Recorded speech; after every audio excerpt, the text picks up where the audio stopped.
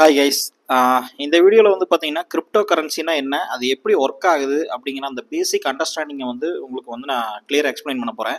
So இந்த video பார்த்தீங்கன்னா இது என்ன டெக்னாலஜி, இதுக்கு பின்னாடி எப்படி இது ஒர்க் ஆகுது அப்படிங்கிறத வந்து ஒரு சிம்பிளாக நீங்கள் ஒரு 10வது படிச்சிருந்தாலும் சரி 8வது படிச்சிருந்தாலும் சரி உங்களால் வந்து ஈஸியாக புரிஞ்சுக்க முடியும். அதனால் இந்த வீடியோ வந்து முழுசாக பாருங்கள்.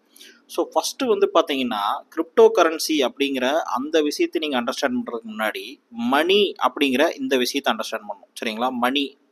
ஸோ மணி ஆர் கரன்சி, ரைட்டுங்களா? மணிங்கிறத விட கரன்சின்னு கூட எடுத்துக்கலாம் நம்ம. ஸோ இந்த மணிங்கிற விஷயம் என்ன அப்படின்னு கேட்டிங்கன்னா, இப்போ ஃபார் எக்ஸாம்பிளுக்கு ஒருத்தர் வந்து ஒரு 1 ஹவர் வந்து ஒரு இன்னொருத்தருக்கு வந்து வேலை செய்கிறாருன்னு வச்சுங்க. 1 ஹவர் ஒர்க்கு வேலை செய்கிறார். இப்போ இந்த 1 ஹவர் செஞ்சதுனால அவருக்கு வந்து ஒரு 100 ரூபாய் நோட்டு தர்றாங்க. சரிங்களா? ஒரு 100 ரூபாய் கரன்சி நோட்டு, நம்ம இந்தியன் ருபீஸ்னு வச்சுக்கோங்க. ஸோ இந்த மணி வந்து என்ன சொல்லுது அப்போ? இந்த 1 ஹவர் ஒர்க்குக்கான அந்த வேல்யூவை இந்த 100 ரூபா நோட்டு வந்து ஹோல்டு பண்ணியிருக்கு. கரெக்டுங்களா? ஸோ இவர் வந்து இந்த 100 ரூபாயை எப்போ வேணாலும் யூஸ் பண்ணிக்கலாம்.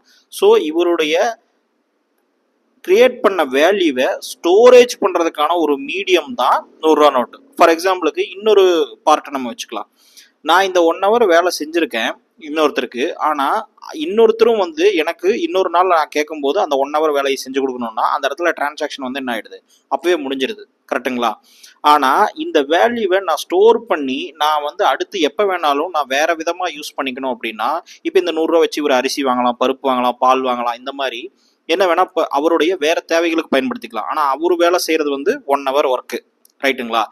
ஸோ இந்த வேல்யூவை ஸ்டோரேஜ் பண்ணுறதுக்கான ஒரு மீடியம் தான் வந்து என்னது, ஸ்டோரேஜ் மீடியம் தான் வந்து மணி. ரைட்டுங்களா? கரன்சி அப்படின்னு நம்ம சொல்லுவோம். ஸோ இப்போது ஏன் வந்து இந்த 100 ரூபா நோட்டு அப்படிங்கிற இந்த கான்செப்டில் நம்ம நோட் பண்ணுறோம் அப்படின்னா, இதுக்கு பதிலாக ஆல்டர்னேட்டிவாக கோல்டில் கூட நீங்கள் வாங்கலாம். ரைட்டுங்களா? சரி, கோல்டில் ஏன் வாங்கணும், இந்த 100 ரூபா நோட்டில் ஏன் வாங்கணும்? நான் வந்து ஒரு பாத்திரமாக வாங்கக்கூடாதா, நான் வந்து ஒரு சைக்கிளாக வாங்கக்கூடாதா, நான் வந்து ஒரு பிஸ்கட் பாக்கெட்டாக வாங்கக்கூடாது, இப்படியெல்லாம் நீங்கள் கேட்கலாம். ஸோ ஸ்டோரேஜ் பண்ணுற வேல்யூ, அதாவது இந்த வேல்யூவை ஸ்டோரேஜ் பண்ணுறதுக்கான அந்த மீடியம் வந்து அதுக்குன்னு ஒரு சில இம்பார்ட்டன்ஸ் இருக்குது. ரைட்டுங்களா? அதுக்குன்னு ஒரு சில நேச்சர் இருக்குது. இப்போ எப்படின்னு கேட்டிங்கன்னா, இந்த கோல்டு அப்படிங்கிறத வந்து ஆர்டிஃபிஷியலாக காப்பி பண்ண முடியாது. இப்போது இந்த 100 ரூபா நோட்டை இன்னொருத்தர் வந்து செயற்கையாக உருவாக்கிட்டாரு, கள்ள நோட்டாக பிரிண்ட் பண்ணிட்டாரு அப்படின்னா ஆட்டோமேட்டிக்காக இந்த 1 ஹவர் உடைய வேல்யூ வந்து இல்லாமல் போயிடும். ஏன்னா ஒருத்தர் வந்து எத்தனை 100 ரூபா நோட்டை வேணாலும் பிரிண்ட் பண்ண முடியும் அப்படின்னா அவருடைய பர்ச்சேசிங் பவர் வந்து நம்மளை விட ஜாஸ்தியாக இருக்கும். அப்போது ஆட்டோமேட்டிக்காகவே இந்த வேலை, நான் கஷ்டப்பட்டு செஞ்ச வேலைக்கு கொடுத்த அந்த 100 ரூபாயும் இன்னொரு 100 ரூபா ஆர்டிஃபிஷியலாக அவர் பிரிண்ட் பண்ண முடிஞ்சதுன்னா ஆட்டோமேட்டிக்காக என்ன ஆகிடுது, அது வந்து இந்த ஒர்த்லெஸ் ஆகிடுது. அப்போ அதனால தான் வந்து என்னென்னா கவர்மெண்ட் வந்து கள்ள நோட்டை பிரிண்ட் பண்ணுறதை தடுக்கிறாங்க. ஸோ இந்த விஷயமெல்லாம் பண்ணுறாங்க. ரைட்டுங்களா? ஒரு காப்பி பண்ண முடியாத ஒரு மீடியமாக இருக்கணும். அது வந்து ஒரு இம்பார்ட்டண்டான ரூல்ஸ். சரிங்களா? காப்பி பண்ண முடியாத ஒரு மீடியமாக இருக்கணும். இது ஒரு ரூல்ஸ். ரெண்டாவது, டிவைசிபிளாக இருக்கணும். இப்போது 100 ரூபா நோட்டை வந்து பார்த்தீங்கன்னா நீங்கள் வந்து 50 ரூபா நீங்கள் வந்து ஒரு அரிசி வாங்கிட்டு மீதி 50 ரூபா நீங்கள் வந்து பேங்க்கில் வச்சுக்கலாம். ரைட்டுங்களா? ஸோ டிவைட் பண்ணி நீங்கள் வச்சுக்கலாம். இன்னொரு இடத்துல போய் ஒரு டீ குடிக்கிங்க, 10 ருபீஸ் நீங்கள் கொடுக்கலாம். ஸோ இந்த மாதிரி டிவைட் பண்ணிட்டு போக முடியும். கோல்டை கூட நீங்கள் டிவைட் பண்ண முடியும். ஆனால் அது ரொம்ப சின்னதாக நீங்கள் டிவைட் பண்ணுறது ரொம்ப கஷ்டம். ஏன்னா ஒரு டீ குடிக்கிறதுக்காக நீங்கள் கோல்டு கொடுக்குறீங்கன்னா நேனோமீட்டர் லெவலுக்கு கம்மி பண்ண வேண்டியது இருக்கும். ஸோ அதனால் வந்து இது வந்து ஒரு ப்ராக்டிகலி பாசிபிள் இல்லை. பட் எகைன் இது வந்து கோல்டை வந்து கரன்சியாக நீங்கள் ஹோல்டு பண்ண முடியும். ரைட்டுங்களா? இந்த ஃபியாட் கரன்சிக்கு பதிலாக நீங்கள் ஹோல்டு பண்ண முடியும். ஸோ மணிங்கிறது அப்போ என்ன அப்படின்னு கேட்டிங்கன்னா, கிளியராக 2 விஷயம் வந்து இருக்கணும். காப்பி பண்ண முடியாத ஒரு விஷயமா இருக்கணும். சரிங்களா? அதே சமயத்தில் வந்து பார்த்திங்கன்னா டிவைசிபிளான ஒரு விஷயமா இருக்கணும். ஸோ இது மக்களுடைய ட்ரஸ்ட்டும் இருக்கணும் இதில். ரைட்டுங்களா? இப்போ ரூபா நோட்டு மேலே எனக்கு ட்ரஸ்ட்டே இல்லை, அதை எப்போ வேணால் பிரிண்ட் பண்ணுறாங்க, எப்போ வேணால் கள்ள நோட்டு அடிக்கிறாங்க அப்படின்னா அதோடைய வேல்யூ ஈஸியாக வந்து குறைஞ்சிரும். அதனால் வந்து இந்த ட்ரஸ்ட்டுங்கிறது ஒரு பேசிக். இது 2 இருந்தால் தான் இந்த ட்ரஸ்ட்டுங்கிறது வரும்னு வச்சுக்கோங்களேன். ஸோ இதுதான் வந்து மணின்னு சொல்கிறோம். இப்போது இந்த நேச்சர் இருக்கக்கூடிய வேறொரு விஷயத்தை நீங்கள் கிரியேட் பண்ணிங்கன்னு வச்சுக்கோங்களேன், ஒரு ஆல்டர்னேட்டை நீங்கள் கிரியேட் பண்ணிங்கன்னா அது கூட என்ன மணியாக மாற முடியும். ரைட்டுங்களா? ஸோ இதுதான் வந்து ஒரு பேசிக் கான்செப்ட் இந்த கிரிப்டோ கரன்சிக்கு. ஸோ இப்போது நம்ம வந்து கிரிப்டோ கரன்சி அப்படிங்கிற கான்செப்டுக்கு போவோம். இப்போது இந்த மாதிரியான ஒரு காப்பி பண்ண முடியாத டிவைசிபிளான ஒரு ட்ரஸ்டடான ஒரு மீடியமை நீங்கள் கிரியேட் பண்ணுறீங்க, ஒரு டெக்னாலஜி கிரியேட் பண்ணுறீங்கன்னா ஆட்டோமேட்டிக்காக நீங்கள் என்ன பண்ணிக்கலாம், நீங்கள் வந்து மணியாக வந்து அதான் நீங்கள் மாற்ற முடியும். அதில் நீங்கள் உங்களுடைய வேல்யூவை ஸ்டோர் பண்ணி வைக்க முடியும். அதாவது வந்து ஒரு சம்பளமாக வாங்க முடியும், இன்னொரு இடத்துல கொடுக்க முடியும், வாங்க முடியும். ஏன்னா எல்லாருமே அதை அக்செப்ட் பண்ணிக்கிற ஒரு கான்செப்ட்டுக்கு கொண்டு வர முடியுங்கிற அந்த கான்செப்டை அச்சீவ் பண்ண ட்ரை பண்ணுறது தான் வந்து அந்த கிரிப்டோ கரன்சி அப்படிங்கிறத கான்செப்ட். ஸோ இதை வந்து இன்னும் சிம்பிளாக அடுத்த ஒரு கான்செப்ட் பார்த்தீங்கன்னா புரிஞ்சு. இப்போது ஏன்னு ஒரு பேங்க் இருக்குது, பின்னு ஒரு பேங்க் இருக்குது. ஸோ ஏங்கிற பேங்க்லேருந்து பிங்கிற பேங்க்கு ஒரு 500 ருபீஸ் நீங்கள் அனுப்புறீங்கன்னு வச்சுக்கோங்க. அப்போது இங்கே வந்து -500, அங்கே வந்து ப்ளஸ் என்ன ஆகிடும், 500 எக்ஸிஸ்டிங் பேலன்ஸ் என்ன இருக்கோ அதை பொறுத்து வந்து என்ன ஆகிக்கும், மாறிக்கும். ஸோ இதுதான் வந்து பேசிக்காக நம்ம அக்கௌண்ட்டில் பார்த்தது. இப்போது இந்த 500 வந்து எகைன் வந்து இந்த பிங்கிறவர் சிங்கிறவருக்கு இன்னொரு 200 ரூபா அனுப்புகிறாரு, ரைட்டுங்களா? இப்போது இதே மாதிரி அவர் வந்து இன்னொரு 100 ரூபாய் இன்னொருத்தருக்கு அனுப்புகிறார். இப்படி ஒருத்தர் வந்து ஒரு பர்சன் வந்து பார்த்தீங்கன்னா பணத்தை கண்ணிலேயே பார்க்காம பேங்க்குடைய டிரான்சாக்ஷனை வச்சே வாழ்ந்துட முடியும் இல்லையா? ஏன்னா நம்ம மோஸ்ட் ஆஃப் த டைம் இப்போ அப்படி தான் இருக்கும். அதாவது யூபிஐ வந்ததுலேருந்து அந்த மாதிரி தான் இருக்கும். ஸோ அதனால் வந்து என்னென்னா, இப்போ நீங்கள் வந்து பேங்க்ல இருந்து ஒரு என்ன பண்ணீங்க, ஒரு நம்பர் இருந்தது, உங்களுக்குன்னு ஒரு நம்பர் இருந்தது. அந்த நம்பரை நீங்கள் இங்கே அனுப்புனீங்க, இன்னொரு அக்கௌண்ட்டுக்கு அனுப்புனீங்க. அந்த நம்பரை பிரித்து அனுப்புனாங்க. இப்போது இதை வெரிஃபை பண்ணுற சிஸ்டம் எது? பேங்க்கு. ஸோ பேங்க் அப்படிங்கிறது வந்து ஆர்பிஐ கண்ட்ரோல்டு இல்லையா? நம்ம ஒவ்வொரு சென்ட்ரல் பேங்க் இருக்கும் ஒவ்வொரு நாட்டுக்கும், அதனால ஆர்பிஐ கண்ட்ரோல்டு, ஒவ்வொரு சென்ட்ரல் பேங்க்குன்னா அவங்களுடைய கண்ட்ரோல்டு. அப்போது நீங்கள் வந்து ஆட்டோமேட்டிக்காகவே ஒரு விஷயத்த நீங்கள் கிரிப்டோ கரன்சி மாதிரி தான் நீங்கள் யூஸ் பண்ணிட்டு இருக்கீங்க. ஆனால் நம்ம வந்து அதை கிரிப்டோ கரன்சின்னு நம்ம எடுத்துக்கல. நம்ம வந்து ஏன்னா எப்போ வேணால் விட்ராவல் பண்ணி நம்ம பணமாக மாற்றிக்க முடியுங்கிறதுனால, நம்ம ஒரு 100 ரூபா நோட்டாக மாற்றிக்க முடியுங்கிறதுனால நம்ம வந்து அதை பெருசாக எடுத்துக்கல. ஆனால் இன்டைரக்டாக பார்த்தீங்கன்னா உங்களுக்கு ஒரு விர்ச்சுவலான ஒரு அக்கௌண்ட் இருக்குது சரிங்களா, பேங்க் அக்கௌண்ட் இருக்குது. அங்கேருந்து ஒரு அமௌண்ட்டை இங்கே மாற்றுறீங்க, இங்கேருந்து அமௌண்ட் அங்கே மாற்றுறீங்க. ஆனால் இது எல்லாமே கரெக்டாக மெயின்டைன் ஆகுது சரிங்களா. அது அந்த ட்ரஸ்ட் இருக்கிறதுனால உங்களுக்கு வந்து ப்ராப்ளம் இல்லை. அப்போது இன்டைரக்டாகவே ஒரு இந்த பணம்ங்கிற ஒரு விஷயத்தை எடுத்துக்கிட்டிங்கன்னா, இன்டைரக்டாக இந்த பேங்கிங் சிஸ்டம் அந்த டெக்னாலஜி மட்டும் பார்த்தீங்கன்னா இன்டைரக்டாகவே நீங்கள் வந்து ஒரு விர்ச்சுவல் மணி அப்படிங்கிற மாதிரி தான் நீங்கள் வாழ்ந்துட்டு இருக்கீங்க. அந்த விர்ச்சுவல் மணிங்கிறது வந்து ஒரு சிஸ்டம்னால மெயின்டைன் பண்ணப்படுது ஓகேங்களா. ப்ராப்பராக நீங்கள் வந்து ஒரு அக்கௌண்ட் டிரான்சாக்ஷன் நீங்கள் பண்ணுறீங்க, உங்கள் அக்கௌண்ட்டில் எவ்வளோ ரூபாய் இருக்குது அப்படிங்கிற அந்த பைசா முதற்கொண்டு என்ன ஆகிடுது, மேனேஜ் ஆகுது. ஸோ இன்னொரு பேங்க்கும் அது கரெக்டாக மேனேஜ் ஆகுது. ஸோ எந்த ப்ராப்ளமும் இல்லை. ஸோ இந்த கான்செப்டை தான் வந்து பார்த்தீங்கன்னா இன்டைரக்டாக நீங்கள் வந்து கிரிப்டோ கரன்சி மாதிரி யூஸ் பண்ணிட்டீங்க. ஆனால் இன்டைரக்டாக இதுதான் வந்து பார்த்தீங்கன்னா கிரிப்டோ கரன்சி அப்படின்னு நம்ம சொல்லலாம் சரிங்களா. அப்போது சரி, ஒரிஜினல் கிரிப்டோ கரன்சினா அது எப்படி ஒர்க் ஆகுதுன்னு பார்த்தீங்கன்னா, இப்போ வந்து ஒரு எக்ஸாம்பிள் சொல்கிறேன். சரி, இது நம்ம பேங்கிங் சிஸ்டம் மாதிரி சொல்லிட்டோம், ஆனால் அது ஆர்பிஐ கண்ட்ரோல், பேங்க் கண்ட்ரோல் இருக்குது. பேங்க் இல்லாமல் நீங்கள் வந்து எப்படி வந்து டீசென்ட்ரலைஸ்டாக ஒரு கண்ட்ரோலை கொண்டு வர்றது, இன்னும் ட்ரஸ்டபுளாக, அதாவது பேங்க்கே இல்லாமல் யாருமே கண்ட்ரோல் பண்ணாமையும் இதே அளவுக்கு பவர்ஃபுல்லான ஒரு சிஸ்டம் கிரியேட் பண்ணுறது தான் வந்து கிரிப்டோ கரன்சி. அது ஒர்க் ஆகிற அந்த பிரின்சிபலை மட்டும் புரிஞ்சிங்கனாலே உங்களுக்கு போதும். இப்போ வந்து பார்த்தீங்கன்னா ஒரு கிராமம் இருக்குன்னு வச்சுக்கோங்க, ஒரு வில்லேஜ் இருக்குது. அந்த வில்லேஜில் வந்து பார்த்தீங்கன்னா நிறைய மக்கள் இருக்காங்க சரிங்களா. இதெல்லாம் மக்கள்னு வச்சுக்கோங்க. இந்த கிராமத்தில் வந்து மக்கள் இருக்குது. இந்த கிராமத்தில் வந்து பணம்னு ஒன்று கிடையவே கிடையாது, கோல்டும் கிடையாது சரிங்களா. இப்போ வந்து இவங்க வந்து என்னென்னா பண்டமாற்று முறைப்படி வாழ்ந்துட்டு இருக்காங்கன்னு வச்சுக்குவோம். பண்டமாற்று முறை என்னென்னு உங்களுக்கு ஆல்ரெடி தெரியும். அதாவது வந்து ஒரு வேலை செஞ்சோம்னா அதுக்கு பதிலாக ஒரு பொருள் கொடுப்பாங்க, அந்த பொருளுக்கு பதிலாக இன்னொரு பொருளை வந்து வாங்கிக்குவாங்க. இதுதான் வந்து பண்டமாற்று முறை. இப்போது இந்த கிராமத்தில் இருக்கிற எல்லா மக்களும் சேர்ந்து ஒரு விஷயம் கண்டுபிடிக்கிறாங்க. அதாவது வந்து நான் வந்து பண்டமாற்று முறைன்னா இப்போ வந்து 1 மணி நேரம் வேலை செஞ்சவருக்கு இப்போ இந்த 1 ஹவர் வேலை செஞ்சிருக்காருன்னு வச்சுக்கோங்க, அவருக்கு வந்து 1 கிலோ அரிசி கொடுக்குறதா இல்லை வந்து ஒரு மூட்டை அரிசி கொடுக்குறதா எதுங்கிறது தெரியாது இல்லையா, அளக்க முடியாது. அப்போது நமக்கு வந்து அதே மாதிரி அப்போதைக்கு அவருக்கு அரிசியும் தேவைப்படாது. ஆனால் இவர்கிட்ட இருக்கிறது அரிசி தான், ஆனால் பருப்பு வேற ஒருத்தர்கிட்ட இருக்குது. அப்போ அவர்கிட்ட வந்து எப்படி இந்த 1 ஹவர் ஒர்க்கு செஞ்சது அவர்கிட்ட எப்படி நம்ம மாற்ற முடியும். ஸோ இது பண்டமாற்று முறையில் இருக்கிறது ஒரு பேசிக் கான்செப்ட். அப்போது இதுக்கு பதிலாக நம்ம மணிங்கிற ஒரு விஷயத்தை நம்ம கண்டுபிடிப்போம். அவங்களுக்கு அந்த மக்களுக்கு வந்து இப்போ நம்ம ப்ரீவியஸாக சொன்ன கான்செப்ட்லாம் தெரிஞ்சிருக்குன்னு வச்சுக்கோங்களேன்.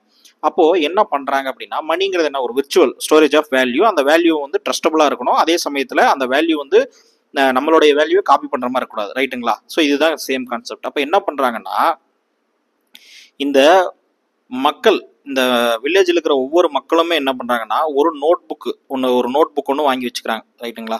ஒரு நோட் புக்கு நம்ம எழுதுவோம் இல்லையா, அந்த நோட்டு. ஸோ இந்த நோட்டு வந்து எல்லா மக்கள்கிட்டே இருக்குது, ஒரு நோட் இருக்குது, ஒரு நோட்டை மெயின்டைன் பண்ணுறாங்க. ஸோ இந்த மாதிரி மக்கள் வந்து மெயின்டைன் பண்ணுறாங்கன்னு வச்சுக்குவோம். ஸோ கொஞ்சம் ஒரு 2-3 எக்ஸ்ட்ராவாக போட்டு வச்சுக்கிறேன், அப்போ தான் வந்து ஏதாவது ஒரு எக்ஸாம்பிளுக்கு சொல்கிறதுக்கு ஈஸியாக இருக்கும்.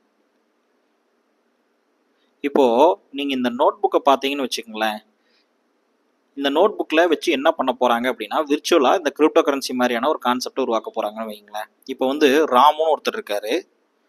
இந்த ராமு வந்து பார்த்தீங்கன்னா சோமுன்னு சொல்லி ஒருத்தர் இருக்காரு. இந்த சோமுக்கு வந்து பார்த்தீங்கன்னா ஒரு 500 ரூபாய் டிரான்சாக்ஷன் பண்ணியிருக்காரு, ரைட்டுங்களா? So Ramu transferred 500 to Somu அப்படின்னு வச்சுக்கலாம். இதுதான் டிரான்சாக்ஷன் அப்படின்னு வச்சுக்கலாம். இந்த டிரான்சாக்ஷனை ராமுகிட்டே ஒரு நோட் இருக்கும் இல்லையா, இந்த நோட்டு இவரும் வந்து இந்த கிராமத்தில் ஒருத்தர். ஸோ எல்லாத்துக்கிட்டையும் இந்த நோட் இருக்கு. இந்த ராமு வந்து எழுதிடுறாரு, இவர் நோட்டில் ஒரு டிரான்சாக்ஷன் எழுதிடுறாரு, ரைட்டுங்களா? இந்த 500 ரூபா நான் சோமுட்டு கொடுத்துறேன். சோமு என்ன பண்ணுறாருன்னா சோமுவும் இந்த டிரான்சாக்ஷனை நோட் பண்ணிடுறாரு. அப்போ ராமு சோமு கொடுத்துருக்காருன்னா அப்போ சோமுடைய அக்கௌண்ட்டில் வந்து கிரெடிட் ஆயிருக்கணும் இல்லையா? ஸோ அதனால டெபிட் ஆயிருக்கணும். அதனால வந்து அந்த அக்கௌண்ட்டில் வந்து அது மெயின்டைன் ஆகுது இல்லையா? இவர் 2 பேர்த்துக்கிட்ட மெயின்டைன் ஆகுது. இப்போ என்ன பிரச்சனைன்னு கேட்டிங்கன்னா யார் வேணாலும் இந்த இன்னொரு டிரான்சாக்ஷனை வந்து ஃபேக்காக எழுதிட முடியும். அதுக்கு பதில் என்ன பண்ணுறாங்கன்னா இந்த ராமுவும் சோமுவும் இந்த எழுதிக்கிற டிரான்சாக்ஷன் இருக்கு இல்லையா அந்த நோட்டில், இதை வந்து என்ன பண்ணுறாங்கன்னா ஈவினிங் ஆனால் கிராம மக்கள் அத்தனை பேர்த்துடைய நோட்லையுமே அதில் ஒரு டிரான்சாக்ஷன் எழுதிறாங்க. Ramu sent 500 to Somu. இது எல்லாத்தையுமே எல்லா இதுலேயுமே எல்லா லெஜர்லையுமே எல்லா நோட் புக்கும் இருக்கு இல்லையா, ஒரு 100 பேர் இருக்காங்கன்னு வச்சுங்க அந்த கிராமத்தில், அந்த 100 நோட் புக்லேயுமே இது எழுதிடுறாங்க. ஸோ இப்படி எழுதும்போது என்ன ஆகும் அப்படின்னு கேட்டிங்கன்னா நீங்கள் இப்போ குப்புசாமின்னு ஒருத்தர் இருக்காருன்னு வச்சுங்களேன். குப்புசாமின்னு ஒருத்தர் இருக்காரு. அவர் வந்து ஒரு ஃபேக்காக வந்து சோமு சென்ட் 1000 rupees டு குப்புசாமின்னு எழுதிடுறாருன்னு வச்சுக்கோங்க. இந்த நோட்டில் அவருடைய நோட்டில் எழுதிடுறாரு. ஸோ இந்த நோட்டை எடுத்துகிட்டு போய் அவர் காமிச்சாலும் வேஸ்ட். ஏன்னா இந்த நோட்டை வந்து இந்த டிரான்சாக்ஷனை சோமுகிட்டையும் ராமுகிட்டையும் கேட்டு வெரிஃபை பண்ணி மக்கள் எல்லா நோட்லையும் அப்டேட் பண்ணிடுறாங்க, ரைட்டுங்களா? இந்த அப்டேஷன் வந்து இதில் இருக்காது இல்லையா? ஏன்னா இப்போ சோமு வந்து 1000 rupees குப்புசாமி கொடுத்துருக்காரு அப்படிங்கிறத வந்து சோமுகிட்ட கேட்டு வெரிஃபை பண்ணால் அவர் இல்லைன்னு சொல்லிடுவார். ஸோ ஆட்டோமேட்டிக்காகவே என்ன ஆயிரும், அவருடைய நோட்டில் அது இல்லை இல்லையா? அவருடைய நோட்டில் சோமுவோட நோட்டில் இருக்காது, குப்புசாமி மட்டும் அவரோட நோட்டில் எழுதி வச்சிருக்காரு. அப்படிங்கும்போது ஆட்டோமேட்டிக்காகவே இந்த லெஜரில் இந்த நோட் புக்கில் எல்லாம் அது இருக்காது. ஆனால் இந்த டிரான்சாக்ஷன் எல்லா நோட் புக்லேயும் ஒவ்வொரு டிரான்சாக்ஷன் இருக்கும்போது எல்லாத்துக்கிட்டையும் ஒரு காப்பி இருக்கிறதா அர்த்தம். அப்படி காப்பி இருக்கும்போது ஆட்டோமேட்டிக்காக ஒரே ஒரு நோட் புக்கில் மட்டும் ஒரு எக்ஸ்ட்ராவாக ஒரு டிரான்சாக்ஷன் இருக்குது. அது மற்ற நோட் புக்கில் எதுவுமே இல்லைன்னா அது ஒரு ஃபேக்கான ஒரு டிரான்சாக்ஷன், ரைட்டுங்களா? அப்போ ஈஸியாக நம்ம கண்டுபிடிச்சிடலாம் இது வந்து ஒரு ஃபேக்கான ஒரு டிரான்சாக்ஷன். இதுக்கு பேர் தான் வந்து இந்த நோட் புக்கு பேர் லெஜர்னு வச்சுக்கோங்க, சரிங்களா? லெஜர் அக்கௌண்டிங்கில் கூட யூஸ் பண்ணாங்க லெஜர்னு. இது வந்து டிஸ்ட்ரிபியூட் பண்ணி வைக்கிறாங்க. இந்த லெஜரை வந்து எல்லாத்துக்கிட்டையும் ஒரு காப்பி வைக்கிறாங்க. அப்படிங்கும்போது இதுக்கு பேர் டிஸ்ட்ரிபியூட்டட் லெஜர் டெக்னாலஜி அப்படின்னு சொல்லுவாங்க. இதுதாங்க கிரிப்டோ கரன்சி. அவ்வளோதான் மேட்ரு. இப்போ வந்து பார்த்தீங்கன்னா ராமுங்கிற ஒருத்தர் ஒரு வாலெட் இருக்குன்னு வச்சுக்கோங்க, ஒரு கிரிப்டோ கரன்சி வாலெட் அப்படின்னு சொல்லுவோம். இந்த ராமுங்கிற ஒருத்தர் இருக்கு. இப்போ சோமுங்கிற ஒருத்தருக்கு வாலெட் மூலமாக ட்ரான்ஸ்ஃபர் பண்ணுறாருன்னு வைங்க. இந்த அமௌண்ட்டை எல்லா கிரிப்டோ கரன்சியில் இருக்கக்கூடிய அந்த நோட்ஸ்ன்னு சொல்லுவாங்க, அதாவது கம்ப்யூட்டர்ஸ், ரைட்டுங்களா? இதில் எல்லா பார்ட்டிசிபேட் ஆகிருக்கு. உலகத்தில் இருக்கிற எல்லா கம்ப்யூட்டர்லையும் யாரெல்லாம் இந்த பிட்காயின் மைனிங் பண்ணிட்டு இருக்காங்களோ எல்லா சர்வர் ஃபார்ம்லையும் எல்லாத்துலேயுமே ஒரு காப்பி இருக்கும். ஸோ இந்த காப்பியை வந்து இந்த டிரான்சாக்ஷனை வெரிஃபை பண்ணி இந்த காப்பியை ஆட் பண்ணிடுவாங்க. இந்த காப்பி ஆட் பண்ணிட்டாங்கன்னா ஆட்டோமேட்டிக்காக இப்போ நம்ம சொன்ன இந்த கான்செப்ட் வந்து இந்த வில்லேஜுக்கு உண்டான கான்செப்ட் வந்து என்ன ஆகிடும், வந்துடும், ரைட்டுங்களா? ஸோ இப்போ கிட்டத்தட்ட சொல்ல போனால் இது இந்த பேங்க்குடைய டிரான்சாக்ஷன் கான்செப்ட்டுக்கும் ஆல்மோஸ்ட் சிமிலராக மேட்ச் ஆகுது. ஆனால் டீசென்ட்ரலைஸ்டு, அதாவது வந்து யாருமே இதை மேனிப்புலேட் பண்ண முடியாது, கண்ட்ரோல் பண்ண முடியாது. இதில் நான் சொல்லாத விஷயம் இருக்குது. என்னன்னா இந்த டிஸ்ட்ரிபியூட்டர் லெட்டர் டெக்னாலஜிங்கிறது ஒரு சிம்பிளான கான்செப்டில் நான் சொல்லியிருக்கேன். இதுக்கு நடுவில் வந்து அல்காரிதம்ஸ் வந்து, அதாவது வந்து சீக்ரெட் கோடு, பாஸ்வேர்ட்ஸு, இதை வந்து எப்படி டிரான்சாக்ஷனை வெரிஃபை பண்ணுறாங்க, இதில் பிளாக்ஸ் எப்படி ஆட் பண்ணுறாங்க அப்படிங்கிறது எல்லாமே இருக்குது, சரிங்களா? இதுக்கு பேசிக்கான இந்த கான்செப்ட் வந்து பார்த்தீங்கன்னா பிளாக் செயின் அப்படின்னு சொல்லுவோம். இந்த பிளாக் செயின் மூலமாக தான், இந்த பிளாக் செயின் தான் ஃபண்டமெண்டல் கான்செப்ட். இந்த பிளாக் செயினை வச்சுக்கிட்டு தான் இந்த டிஸ்ட்ரிபியூட்டர் லெஜர் டெக்னாலஜியோடைய நிறைய பார்ட்டை மேனேஜ் பண்ணுறாங்க. ஸோ இதில் வந்து மெயினாக இந்த டிரான்சாக்ஷனை வெரிஃபை பண்ணுறாங்க இல்லையா, இந்த வெரிஃபை பண்ணி ஒரு பிளாக்கை ஆட் பண்ணி இதில் நிறைய விஷயங்கள் பண்ணுவாங்க. இது எல்லாமே டெக்னிக்கல் பார்ட்டில் போகும், நம்ம ரொம்ப கன்ஃபியூஸ் பண்ணிக்க வேண்டாம். ஸோ பேசிக் கான்செப்ட் இப்படி தான் உருவாக்கப்படுது ஒரு கிரிப்டோ கரன்சி அப்படிங்கிறது. ஸோ இதில் நீங்கள் வந்து நிறைய டவுட்ஸ் வரலாம் உங்களுக்கு. இதை வந்து கரன்சி மாதிரி எப்படி நம்ம யூஸ் பண்ண முடியும் அப்படின்னு கேட்டிங்கன்னா, நீங்கள் பேங்க்கில் பார்த்தீங்கன்னா நீங்கள் என்ன டிரான்சாக்ஷன் பண்ணிக்கிறீங்க, பேங்க்கில் நீங்கள் ஆல்மோஸ்ட் வந்து பார்த்தீங்கன்னா கண்ணிலேயே பார்க்கலாம் அந்த பணத்தை. ஆனால் கரெக்டாக மெயின்டைன் ஆகிறதுனால உங்களால் ட்ரான்ஸ்ஃபர் பண்ண முடியும். அதே சேம் தான் இந்த டிஸ்ட்ரிபியூட்டர் லெட்ஜர் டெக்னாலஜிலையும் உருவாகுது. அதனால் வந்து என்னென்னா இதுக்கும் அதுக்கு எந்த வித்தியாசம் கிடையாது. ஆனால் பேங்க் கூட ஒரு கண்ட்ரோல் இருக்குது. பேங்க் அக்கௌண்ட்டை கவர்மெண்ட் நினச்சா ஃப்ரீஸ் பண்ண முடியும், எல்லாமே பண்ண முடியும். ஆனால் இதை வந்து யாருமே ஃப்ரீஸ் பண்ண முடியாது, யாருமே மாற்ற முடியாது, எதையுமே சேஞ்ச் பண்ண முடியாது. ஓகேங்களா? ஸோ ரொம்ப டீப்பான ஒரு சில டெக்னிக்கல் பார்ட்டெல்லாம் வந்து பார்த்தீங்கன்னா வேற ஒரு வீடியோவில் சொல்கிறேன். அது நமக்கு தேவையில்லாதது அப்படின்னு நான் நினைக்கிறேன். ஸோ வேணும்னா உங்களுக்கு வேற ஒரு வீடியோவில் சொல்கிறேன். அது மேபி சாஃப்ட்வேர் டெவலப் பண்ணுறதுக்கோ டெக்னிக்கலாக தெரிஞ்சுக்கணும்னு நினைக்கிறவங்களுக்கும் மேபி விருப்பம் இருக்கலாம். ஸோ இப்போ பார்த்தீங்கன்னா இந்த பேங்க்கை ஆர்பிஐ கண்ட்ரோல் பண்ணுறாங்க, கவர்மெண்ட் கண்ட்ரோல் பண்ணுறாங்க. ஆனால் இந்த கிரிப்டோ கரன்சியோடைய லெட்ஜரை எல்லா நோடு எல்லா கம்ப்யூட்டர்ஸும் வேர்ல்டில் இருக்கிற எந்தெந்த கம்ப்யூட்டர்ஸ்லாம் இந்த நெட்ஒர்க்கில் இருக்கோ ஆட் பண்ணுறாங்களோ, இப்போ நீங்களே கூட ஒரு பிட்காயின் மைனிங் பண்ணலாம். ஸோ அந்த மாதிரி எல்லாமே வந்து பார்த்தீங்கன்னா ஒரு காப்பி வந்து வேர்ல்டு லெவல் இருக்கும்போது உங்களால் வந்து என்ன பண்ண முடியாது, இதை யாருமே மாற்ற முடியாது. ஸோ இது வந்து ஒரு டீசென்ட்ரலைஸ்டு ஒரு சிஸ்டம். இது வந்து சென்ட்ரலைஸ்டு கிடையாது, யாருமே கண்ட்ரோல் பண்ணவோ மேனிப்புலேட் பண்ணவோ முடியாது. அப்படிங்கிறதுனால என்ன பிரச்சனைனா கவர்மெண்ட்டுக்கு வந்து இதை நீங்கள் எந்த அக்கௌண்ட்டு, எந்த வேலெட்டு, எந்த மணி, எந்த அக்கௌண்ட்டை ஃப்ரீஸ் பண்ணணும் அப்படியெல்லாம் எதுவுமே பண்ண முடியாது. ஸோ அந்த பிரச்சனையினால தான் கவர்மெண்ட் வந்து இது ட்ரக்ஸுக்காகவோ நிறைய வந்து இல்லீகல் ஆக்டிவிட்டீஸ்க்காக இதை யூஸ் பண்ணாங்கன்னு சொல்லி தான் பயந்துட்டு இருக்காங்க. மற்றபடி இந்த டெக்னாலஜியை வந்து பார்த்தீங்கன்னா நிறைய இடத்துக்கு யூஸ் பண்ணலாம். ஏன்னா இது வந்து டிஸ்ட்ரிபியூட்டர் டெக்னாலஜிங்கிறது உங்களுக்கு கான்செப்ட் புரிஞ்சிருக்கும். காப்பி பண்ண முடியாத ஒரு வெரிஃபை பண்ணக்கூடிய ஒரு மீடியம் அப்படிங்கிறது. அப்போது நம்ம ஒரு யூனிக்காக ஒரு விஷயம் நீங்கள் வச்சுருக்கீங்கனாலே அதை வந்து இந்த பிளாக் செயினை யூஸ் பண்ணி நம்ம வந்து அப்டேட் பண்ணிக்க முடியும். அதாவது வந்து இது வந்து ஒரு கரன்சி மாதிரி மாற்றிக்க முடியும். ஸோ இதுதான் வந்து பிளாக் செயினுடைய பேசிக் கான்செப்ட். இதை வச்சு உருவாக்கப்பட்டதா கிரிப்டோ கரன்சி. இதில் பிட்காயின் அப்படிங்கிறது ஒன் ஆஃப் த கிரிப்டோ கரன்சின்னு வச்சுக்கோங்க. இது இப்படி தான் ஒர்க் ஆகுது. இந்த சிஸ்டம் தான் வந்து கிரிப்டோ கரன்சியை தவிர இந்த பிட்காயின் அப்படிங்கிறது என்ன செய்யுது, நீங்கள் ஒரு பிட்காயினை வாங்கி இன்னொரு வேலெட்டுக்கு ட்ரான்ஸ்ஃபர் பண்ணுறீங்க, இல்லை நீங்கள் வாங்குறீங்க அப்படின்னா இந்த நோடில் எல்லாத்தையுமே அப்டேட் பண்ணி இது எல்லாத்தையுமே மேனேஜ் பண்ணி இந்த சிஸ்டம் வந்து உங்களுக்கு அது ஒரு மணியாக கன்வெர்ட் பண்ணி கொடுக்குது. அது எப்படி ஒர்க் ஆகுதுங்கிற கான்செப்ட் அந்த கிராமத்துடைய இது சொன்னது. ஸோ இதே மாதிரி ஒர்க் ஆகிறதுனால தான் இது வந்து ஒரு கரன்சியாக நம்மளால் யூஸ் பண்ணிக்க முடியுது. ஸோ இதுதான் வந்து பேசிக்காக எப்படி கிரிப்டோ கரன்சி ஒர்க் ஆகுது அப்படிங்கிறத விதம். இதில் நிறைய உங்களுக்கு டவுட்ஸ் வரலாம். அந்த டவுட்ஸை வந்து நீங்கள் கமெண்ட் செக்ஷனில் போடுங்க. அதே மாதிரி வந்து பார்த்தீங்கன்னா நீங்கள் ஸ்டாக் மார்க்கெட்டை பேசிக்லேருந்து அட்வான்ஸ் லெவல் வரைக்கும் நீங்கள் எல்லாமே லேர்ன் பண்ணோன்னா என்னுடைய கோர்சஸ் எல்லாமே நான் வந்து www.investorstamil.com அப்படிங்கிற வெப்சைட்டில் கொடுத்துருக்கேன்.